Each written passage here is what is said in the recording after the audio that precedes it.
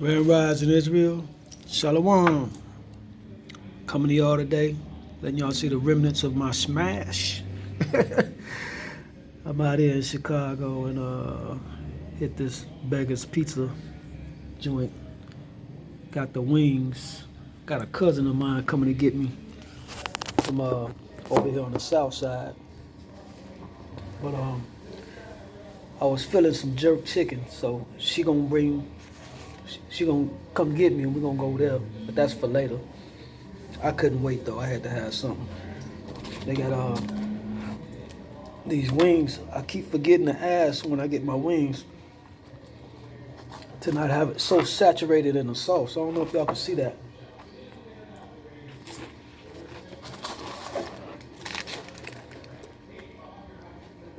I don't like that much sauce on there, man. You know, it makes the batter all soggy.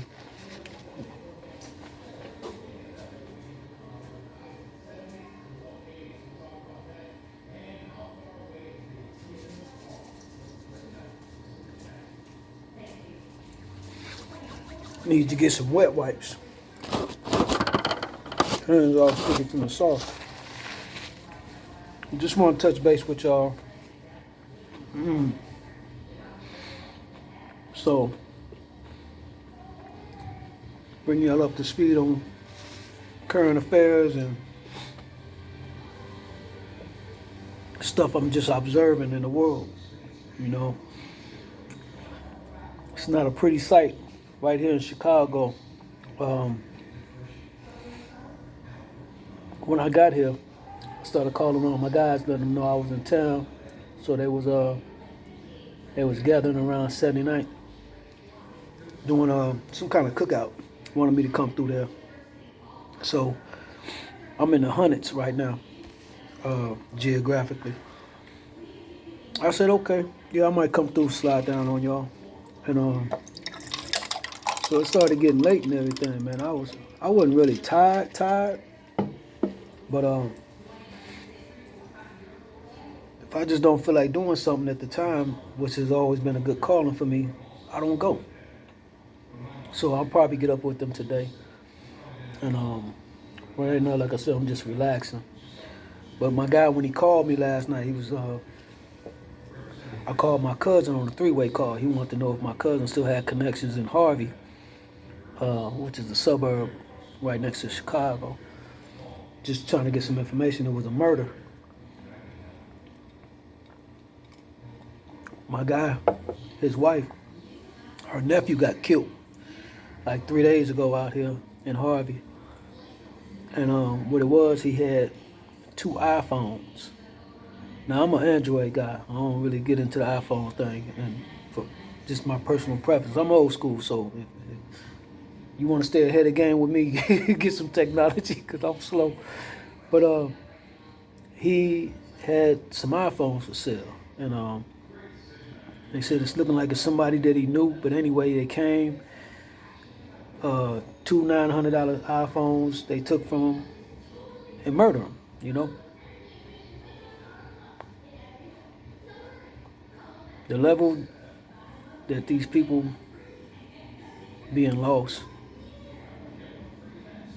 will stoop to in the name of taking a life. Like I say, when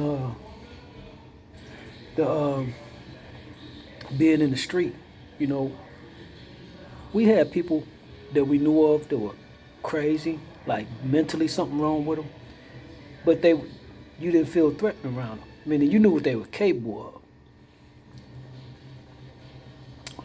Not to be trusted to spend a night at your home or something, you know what I'm saying? But nevertheless, they walked amongst us, you know, but you ain't never have to worry about them just turning around, suddenly driving a knife into you. Things wasn't that turned up on being a full heathen out here. And I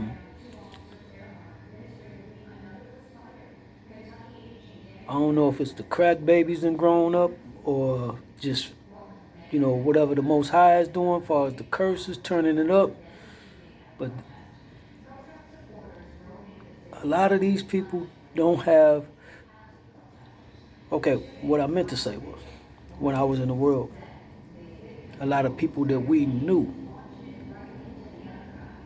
that did things in the street we knew it took something to cause them to react.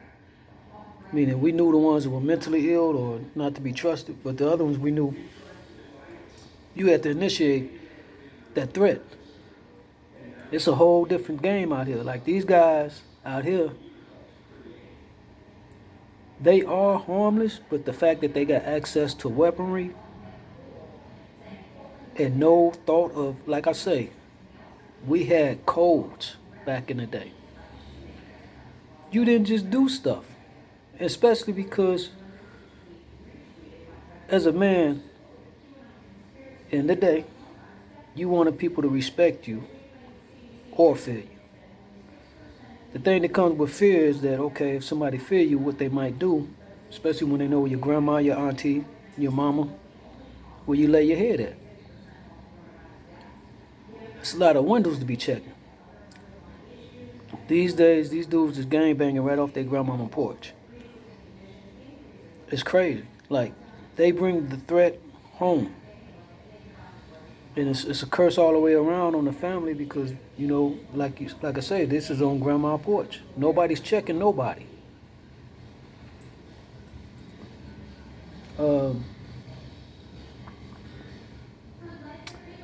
Yeah, so that was just a conversation of, as a matter of fact, since we're bringing it up, that's how that was. You know, yeah, my girl's nephew got murdered. Whoop-de-whoop. Nothing came of it, you know, no investigation. They don't have no real justice for people living in these environments. And that brings me to another thing. My cousin I called that was on the phone with us. You know, he's still in the world. You know, he got a remnant of the truth, meaning he's still subject to these curses. He's a retired police officer. And I share with him this truth. He gets it. But he still have more faith in this world because this is his reality, what he wakes up and see every day. That's an issue with a lot of our people. So he's talking to me. He's like, yeah, man, cuz Trump gonna get in again. Trump's gonna get in again. I have no dog in that fight, so I'm listening to you, though. He said, yeah, man, because what these Democrats are doing, he said, white people want security. He said, then we got a lot of black folks that want to be like them, like the heathen. So they want what the white people want. They're cooning.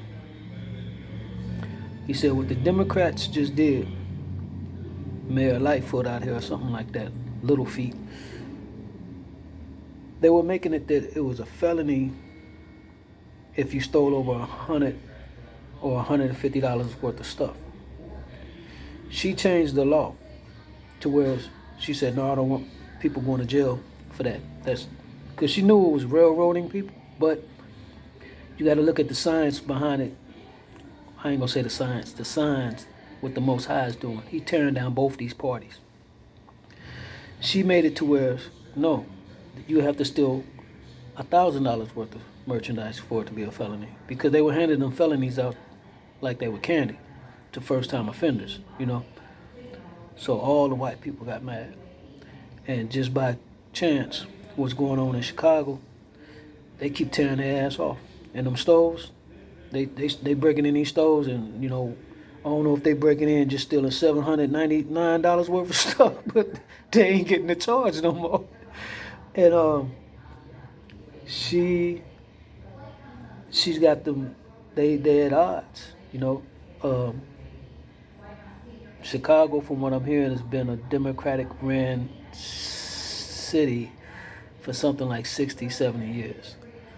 So this is what they sell you on, that white wing versus left wing. So they're gearing you up. I mean, just the fact that people don't see, refuse to wake. See, that's the whole thing about it. If you're refusing to wake, you're still playing into the foolery and hopes of whatever you believe in, political wise party, that it's going to work and fix things.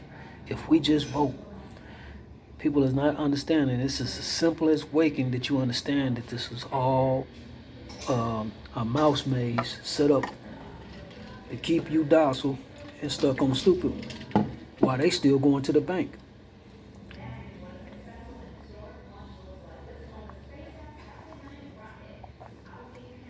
So like I said with my cousin, he was speaking, what it's gonna take to fix this city and how bad it is and everything.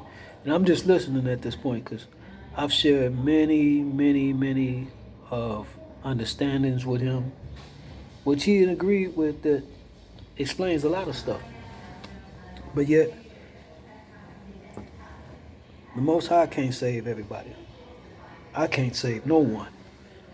And at the end of the understanding, 'cause I hate to say that end of the day, people have to make a choice what they want to start aligning themselves with to get understanding how it's going to benefit them.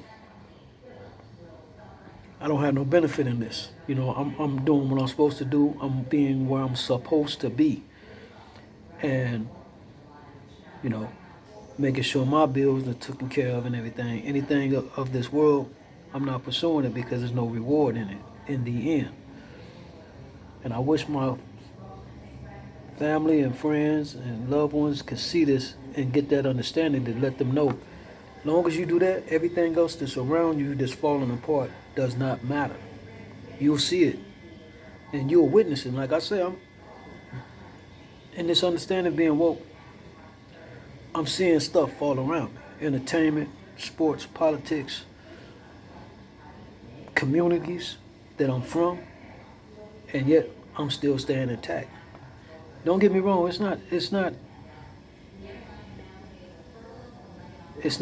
easy, but it's a lot easier than it was. And if you don't understand that, meaning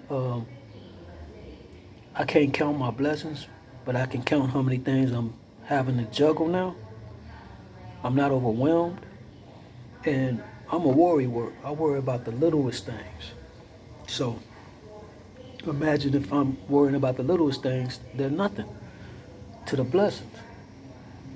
And I can't convey this to none of my people, no matter what they believe and what they know of me. They still won't care to entertain believing in the Most High.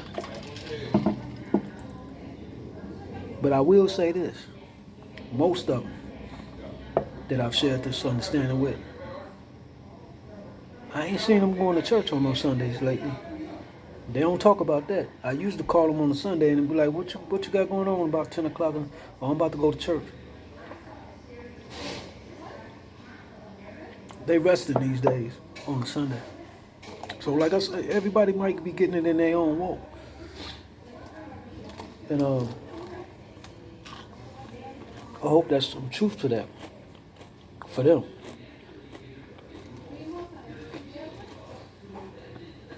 Got social media.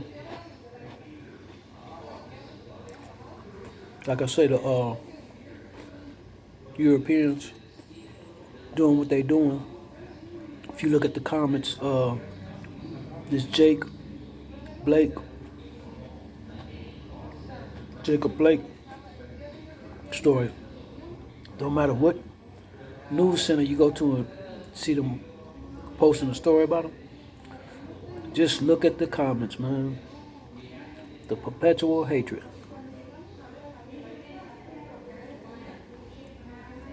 For generations. Show y'all what I'm looking at. I'm in this restaurant.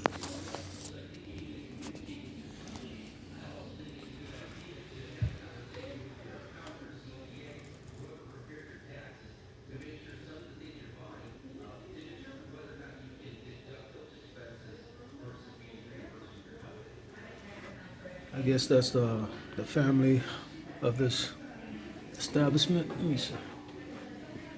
Walk around, let y'all see. Guess these are the family members that owned this establishment, started this business.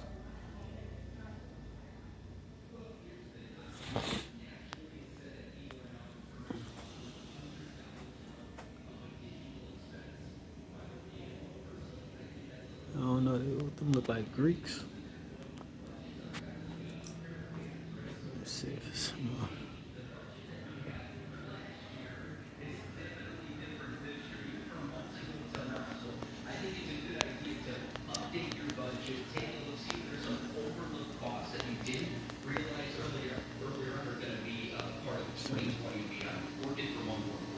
I like that you were saying a pair, your buckets are like a pair of pants. What fit you last year may not fit you this year, and we all certainly feel that during the pandemic. And this picture here, this reminds me of looking at them steps in the back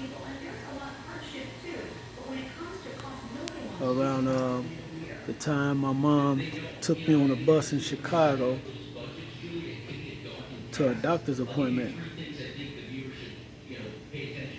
And an old white couple in their 70s harassed my mom, calling us niggas for being in that community. And my mom lit into their ass, man.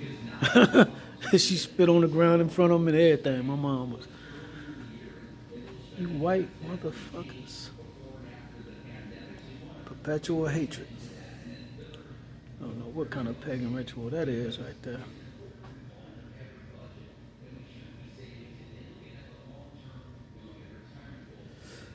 Yeah. So this is where I'm at.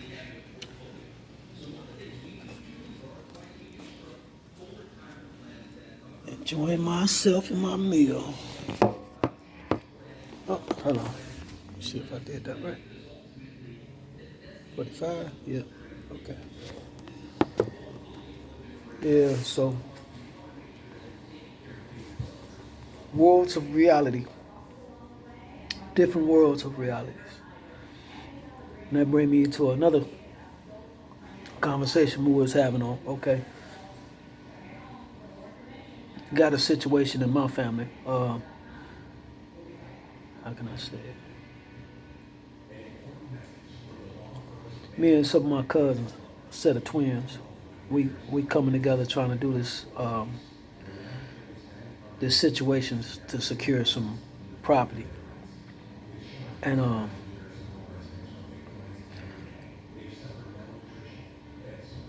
in Chicago, where all these murders are happening at, you got a bunch of Asians buying up property in Chicago.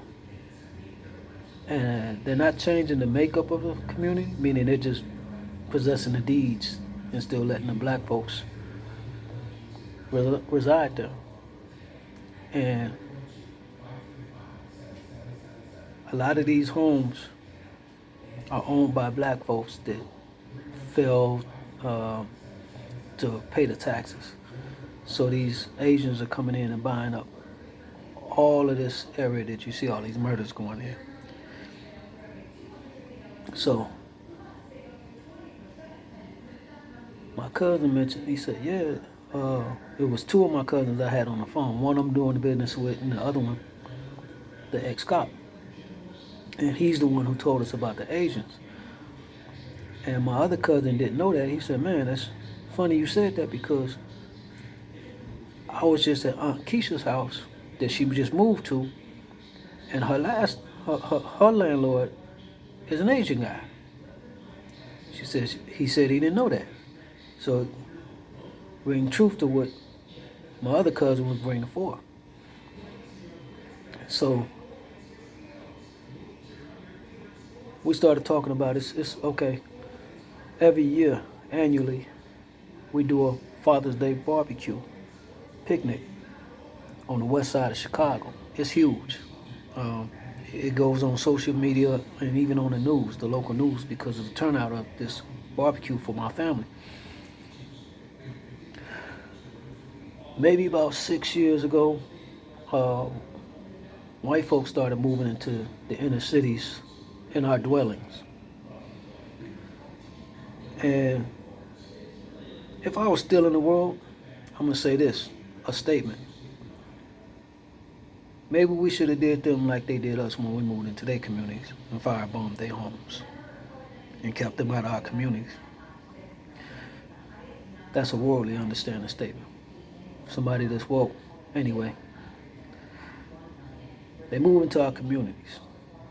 These gatherings, they are huge. Never had a problem with the city or the police. They love and respect our neighborhood and the people that come to it. Never been any kind of issue. This has been done for 40 years at this park. So white folks come. I had noticed it like 3 years ago when I went to the last one. I haven't been in 3 years. White folks moved across the street right from the park. And you can see them standing. It's like three new residents, white folks, were even invited to the gathering. They would stand on their porch with their arms crossed, just looking at everybody in a black neighborhood. Eventually, they called the police. Police showed up, and police go over there, talk to them, let them know, hey, this, they've been doing this for decades. You know, they would live it. They couldn't understand why is there so many people. Why are all these cars in the street? Nobody's ever had a problem with it. In Chicago, there's a community called Humboldt Park, primarily black and Puerto Ricans. They do the same thing in Humboldt Park every year. Police not even going to attempt to go over there and play with them Puerto Ricans and them blacks over there. They did it one time in like 92, and you can look it up. I think they turned over like 3 police cars on their roof, and they were called because of a domestic dispute. A woman was being beat by her boyfriend, Puerto Rican.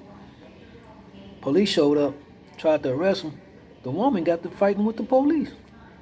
When they tried to subdue her, the whole park went up, man. Wasn't no police in there. They had that park blocked off for like 3 days after that. You ain't playing with them Puerto Ricans like that. But anyway, the people call the police. Police tell them, this is their community. You know what I'm saying? They live it. These people started going to board meetings at the city. So it got to the point where now, whenever we do our event in the park, we must have a permit, which we've been securing. My uncles make sure they do all this stuff. They got to the point, they started going to the board and trying to vote people in that would go against permitting the permits. Why would you do that? Perpetual hatred. You're only worried about getting somebody elected to do some harm or some control over a community that you are a guest in. Even if you own a piece of property there was a environment already set up. Everybody over there knew each other. The crime wasn't going on in this neighborhood. You know, everybody over here was living respectful black folks, and here you come wanting to take possession of it. And like I said, that's why I make that worldly statement. If black folks would have did that, not even attempting to do what they do, to come in and take control, but just to simply live, they got firebombed. This is what I'm saying, man. These people are truly something else. So my cousin and family members, they have to get ahead of the game now before they even go apply for the permits now. They got to go to board meetings when they're doing voting to see who's going in to vote against them having a permit. Because these few neighbors, this is what they want to do.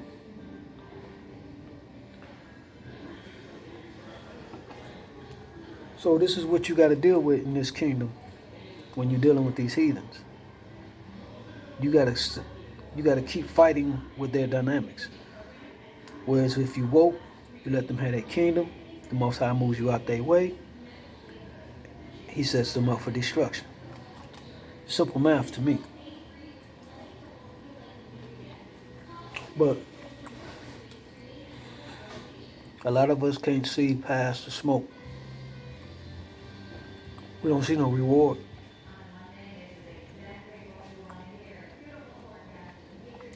We want to see results now because we've been going through so much for so long.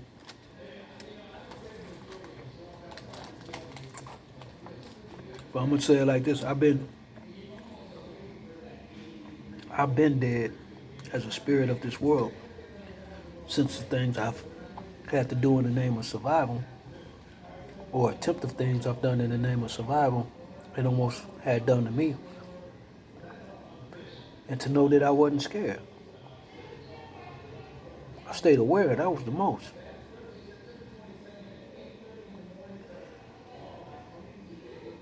So I learned early than these people that's still trying. I saw a long time ago with no investment in it, even though I wanted more of this world.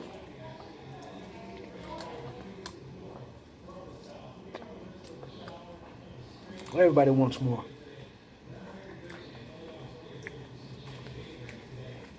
Let me just let y'all know. See, this way black folks clean a chicken bone. You know what I'm saying? You ever be around white folks who eat chicken, they don't even like that. That one only like that because I'm full. I gotta get a box. But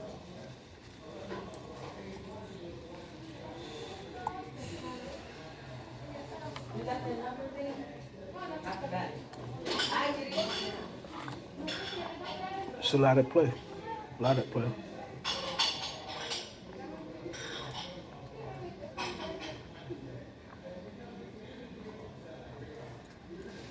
It's nothing like Chicago water too, man. I'm trying to tell you. Right out the faucet. Ice cold water that you can drink out of the hose. Here, give me a box. Yes. Thank you. No problem. Excuse me, can I get a to-go box, please? Sure. When you get a chance. But man, like I said, I love my city. From what I remember, the history I had here. I mean, I could tell you some stuff about the racism, boy. Ooh, shit. Remember, I got chased out of Marquette Park in the 80s. I didn't know about Marquette Park. I heard that's where Dr. King got chased out of.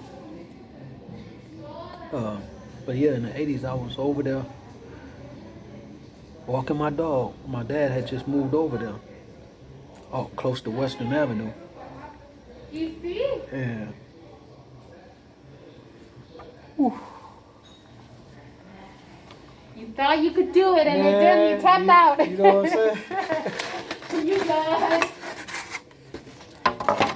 Yeah, my dad moved into this area over here on the south side, and I got chased out of there, rocks thrown at me by 3 white boys and 2 white girls. It was primarily the white dudes. I was a teenager, and I walked past them in the park. Now, mind you, I had just moved from Chicago, California,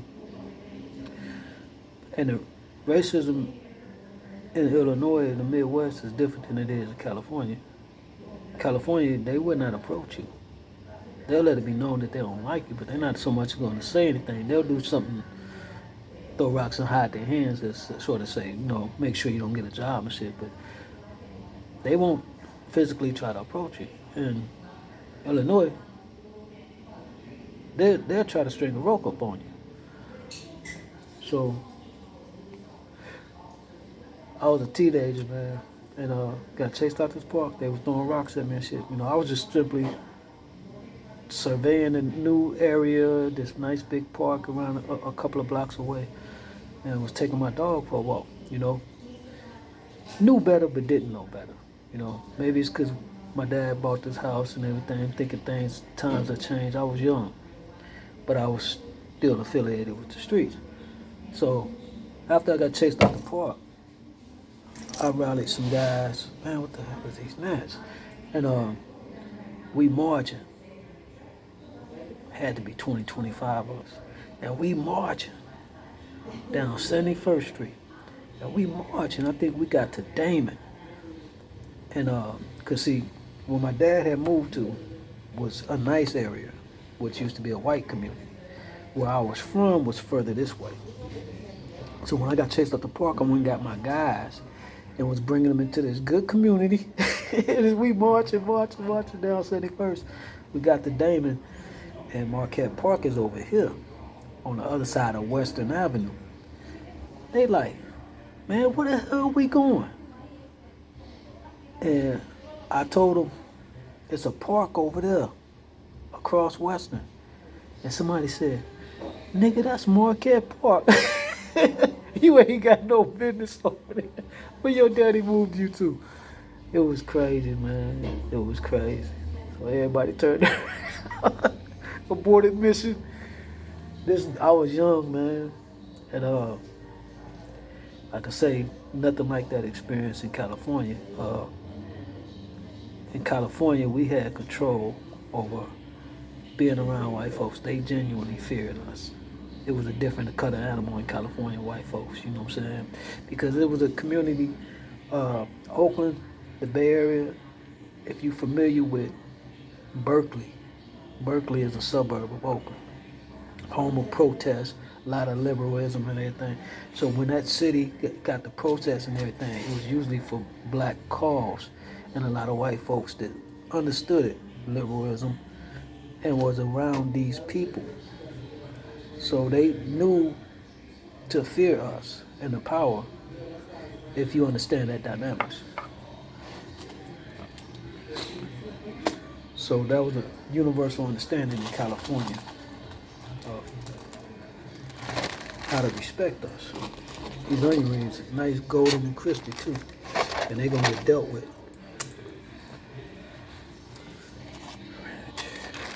Damn, did I pay for this already? Yeah. Before I leave and not pay and get shot 8 times in the back, because you know they anteing up the shots, man. You know, and just think about that. 7 shot 7 times in the back. Biblically, you know what the Sabbath and everything. The brother named Jacob gets shot in the back. Excuse me. Our forefathers is Abraham, Isaac, and Jacob. We the seeds of Jacob under these curses, you know. Botham Shem John out of Dallas gets shot in his home by Amber Geiger. Shem is his middle name. We're the seeds of Shem. We're the Shemitic people, the original Jews. Just to see all this, and people ain't paying attention. I mean, even me putting these understandings on video and nobody's sharing it, and even if they are sharing it, nobody's seeing it or paying or heeding to it. It's crazy, man. Like, you can't tell me somebody gonna kick in my door anytime next month and me not get ready for it. Not knowing what day, but know it's coming. Or to stop doing what I'm doing. For example, when I was telling y'all when I was doing my thing in the streets, in that street life, and I got the information from a female friend of mine who had just got released from the police department and said they was asking questions about us. The police told her they were about to raid us. She came and told us when she got out of jail what it was. It was 2 black girls and a white girl that did some shoplifting or something and got released. And they came and told me that police was asking questions about y'all, and they said they about, you know, we knew they were telling the truth because of the stuff they were saying.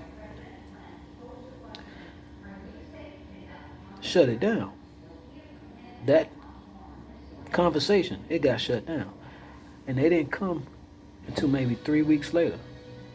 You know, but till then it was dry as a well, you know what I'm saying? A dried up well. And you know they coming, why you don't get no better warning than that. Like I say with the Most High, you don't get no better warning than this. You seeing brothers get shot in the back. One just had his neck milled on. Then they let you see a white kid come and murder people protesting on behalf of your demise. You're seeing that they keep moving the goalposts. There's no justification for nothing, but there's no justice for you. What else are you gonna try? Civil war? Yeah, that's a good look for you. Most High killing two birds with one stone. Get both of your heathens out the way.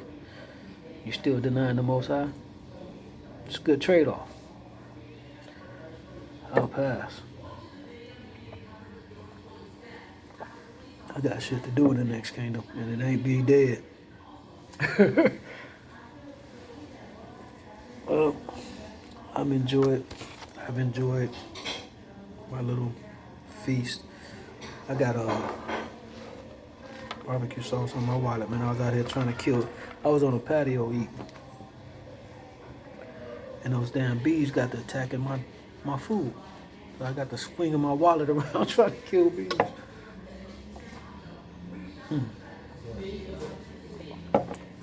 I need to bottle that water. That's what I need to do. So with that said, Israel, y'all enjoy yourself.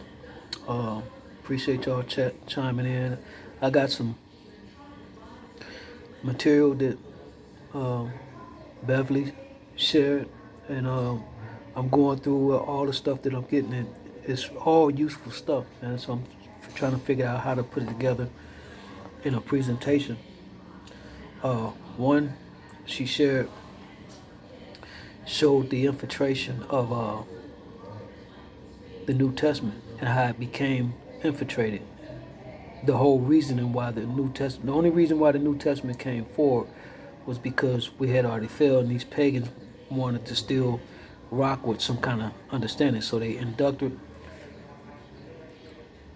the Jews that they were over, some of their doctrine, they allowed to, that's why you can see that there's some truth in the New Testament. So, I mean, that's a piece of work what she sent me. And if I can just put it together, detailing that, I mean, if you already know that anything of the Old Testament, anything of the New Testament can't be valid unless it's supported by the Old. You get a clear understanding of that when you see what Beverly have sent me and how this brother breaks it down. I don't have his name. I'm not good with names, especially Hebrew names. Remember people's names. I'm an Israelite, y'all, with a worldly spirit, meaning of relation to this world and my people of this world. So, I'm not ever gonna come off on y'all to get the understanding. I noticed that on social media, a lot of people are sending me friends contacts that are Israelites, under these schools and camps. And I noticed a lot of things about these people is they think this is a religion.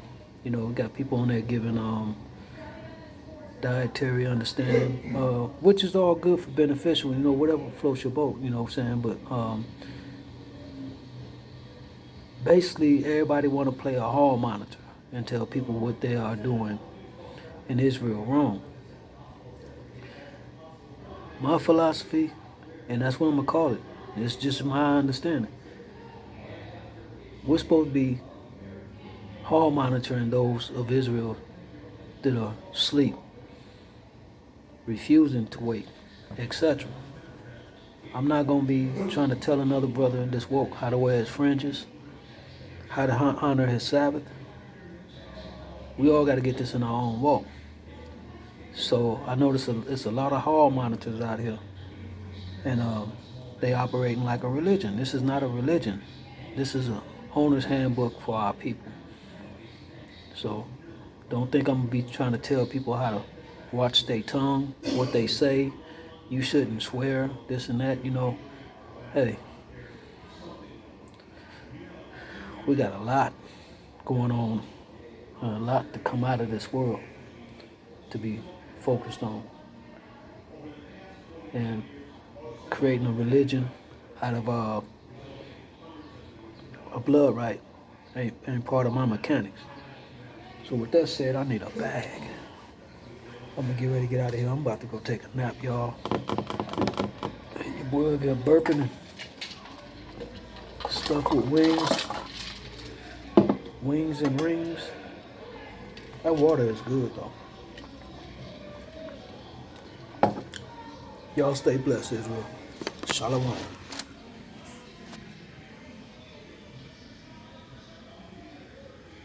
as they watch.